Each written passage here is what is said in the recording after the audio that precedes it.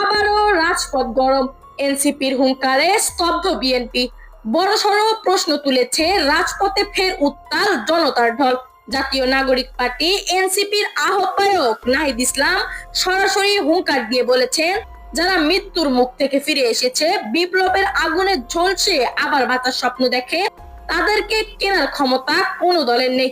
তিনি আরো বলেন, সংস্কার, বিচার আর নতুন সংবিধানই আজ দেশের প্রধান দাবি।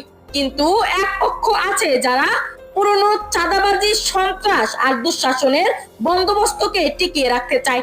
তাদের এই দুঃস্বপ্ন আর চলবে না। এবার এনসিপি নয়, দেশের সর্বদলীয় জনগণ নামছে রাজপথে। জামাত ইসলামীও ইতিমধ্যে আন্দোলন শুরু করেছে। সবচেয়ে বড় ধাক্কা এসেছে লালচাঁদ সোহাগ হত্যাকাণ্ড থেকে, যার রেশে বিএনপির বিরুদ্ধে ক্ষোভে ফেটে পড়েছে সাধারণ মানুষ। দেশের এমন পরিস্থিতিতে বিএনপি কি তার জায়গা ধরে রাখতে পারবে কিনা তা নিয়ে যেন সন্দেহ তৈরি হয়ে গেছে। এই ধরনের নিত্য নতুন তথ্য পেতে আমাদের সাথেই থাকুন। ধন্যবাদ সবাইকে।